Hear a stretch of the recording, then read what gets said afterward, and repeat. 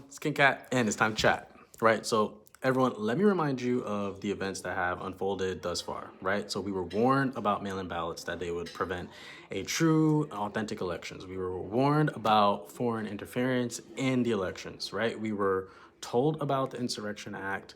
We were told about the Executive Order 13848. We were told about martial law. We saw the corruption in SCOTUS. We saw corruption in Congress. We saw the manipulation by the mainstream media, twisting narratives of what happened at the Capitol. We saw the POTUS speech countless times, saying that he wasn't going to concede. And we saw and heard Pompeo speak about the deplorable involvement of China in our country in every facet of what it meant to have a nation trying to subvert its influence. We saw the corruption and the hypocritical forced lockdowns, and now the desire to open back up states, proven it was a political ploy to get Biden in. We saw how corrupt politicians are, and now we're about to see further corruption as things are declassified for the public to see. We're seeing people fall and collapse from fatigue and worry that the time to give up is approaching. And quite frankly, we're also about to see those who are willing to stand despite what it may look like. You serve the same God who delivered his people from the Red Sea at the last minute before Pharaoh's armies came after them. You serve the same God who destroyed Sennacherib's army of 180,000 in the middle of the night with a single angel. You serve the same God who delivered Isaac by a ram in the bush at the last minute. You serve the same God who used a mere 300 men to battle the Midianites. You serve the same God who on the third day went to the grave of Lazarus and called out death so life can reign. This same God raised himself from the dead when his disciples gave up. You serve a God of the last minute.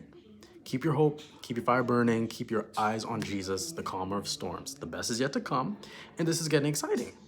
Many people are cautious at this point about prophetic words given in the body of Christ, right? And quite frankly, we've seen many ideologies come up to the battlefront of 2020, right? We saw critical race theories. We saw white people deemed the enemy simply because they were white. We saw black liberation theology. We saw socialism, communism, and we saw many words of prophecy were given surrounded current events, and we all want to be very wary as well as certain that what is being spoken is from the Lord.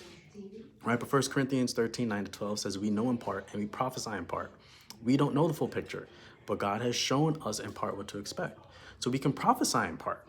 And what's coming is going to shock people, right? Many people will not like it. Many will not understand it.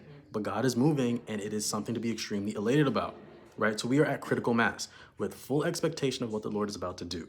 There's a reveal before the return. That's what the Lord told me. Matthew 12, Luke 8, what's in the dark must come to light. There is a reveal coming. Now, I'm young, etc., but what we have seen in 2020 are the most unorthodox of events, an unorthodox election. So what we should expect are unorthodox series of events and an unorthodox move of God that our generation has never seen before. So expect tomorrow and afterwards, 20th, to see the most unorthodox of events to occur. Don't expect a swift answer and a swift fix. God is adjusting the course of this nation. He's adjusting the course of justice. He is moving and he is revealing. Remember the words that the Lord told Habakkuk in chapter 1, verse 5. He said, look at the nations and watch and be utterly amazed. I'm going to do something in your day that you would not believe, even if you were told. Right? The world is about to be amazed.